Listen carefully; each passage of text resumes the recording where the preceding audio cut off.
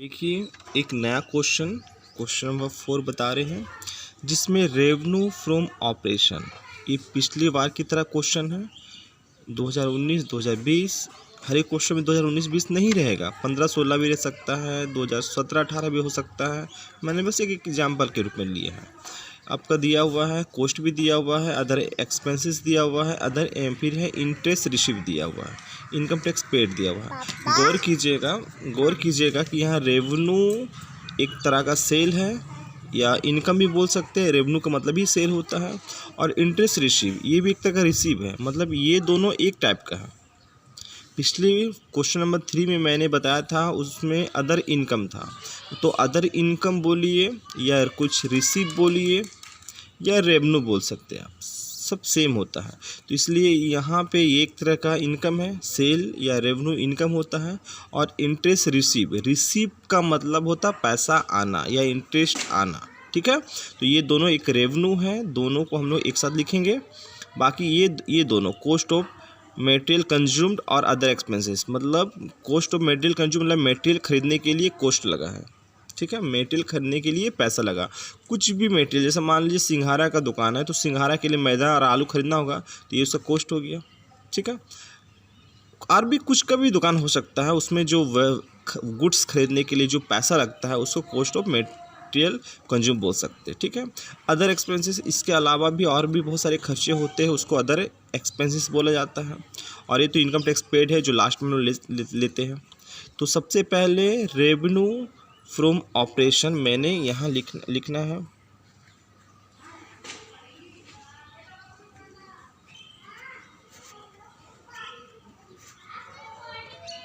ठीक है। कितने का है? 3,20,000 का है, और उधर 4 लाख का है, ठीक है। उसके बाद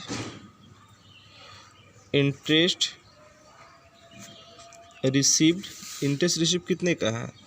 5,000 और 10,000। तो आप यहाँ लिखिए 5,000 और 10,000 दोनों को प्लस कर दीजिए, 3,25,000 और ये 4,10,000, ठीक है। इसको आप टोटल लिख सकते हैं। उसके बाद जो भी एक्सपेंसेस कॉस्ट ऑफ मटेरियल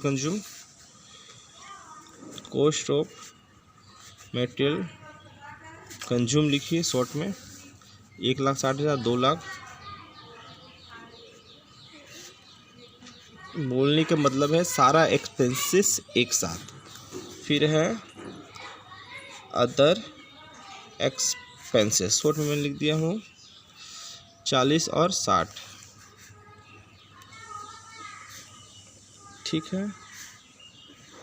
यहाँ पे फिर मैं एक बताना चाहता हूँ, जो भी इनकम है, जो जहाँ से पैसा आ रहा है उसको ए माने हैं, और जो खर्चा हो रहा है उसको बी माने हैं। एक्सपेंसेस, रेवेन्यू और इंटरेस्ट रिसीव, ये दोनों एक तरह का इनकम हो गया, इसलिए इसको ए माना गया है।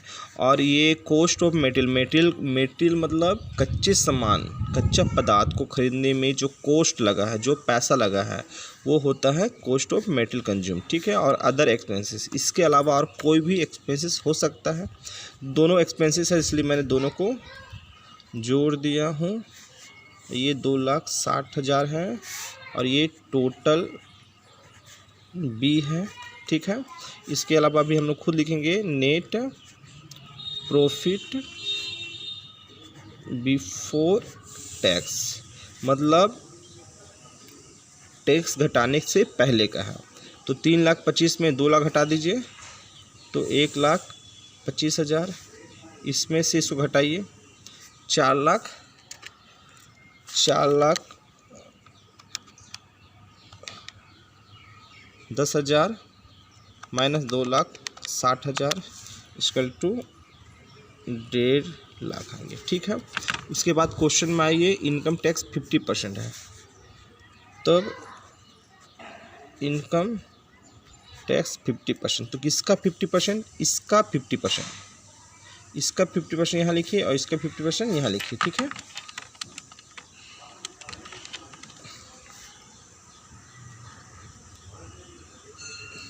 ठीक है, इसका 50% कितना हो जाएगा? ठीक है। जो बचेगा ये भी नेट प्रॉफिट। देखिए बार बार हम बता रहे हैं कि हर एक क्वेश्चन में सेम करना है, ठीक है, कुछ नया नहीं है। इसमें से ये लेस कीजिए तो ये आएगा, इसमें से ये लेस कीजिए, कुछ भी नया नहीं है, ठीक है। इसमें वही करना है, इसमें से ये लेस कीजिए, ठीक है, तो 80,000 आ जाएगा। इसमें से ये लेस कीजिए, 5,000 आएगा, इसमें से ये लेस कर दीजिए,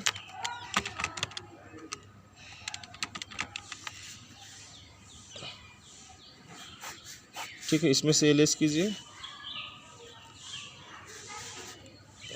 इस तरह से आप करते रहिएगा पूरा, ठीक है। ये भी इसमें से लेस करके यहाँ लिखते रहिएगा, ठीक है। मैं एक दो इसको फिर से बता देना चाहता हूँ। ये कैसे आएगा, C × 100। यहाँ C कितना 80,000 है, तो वर्किंग नोट देखिए 80,000 यहाँ लिख सकते हैं।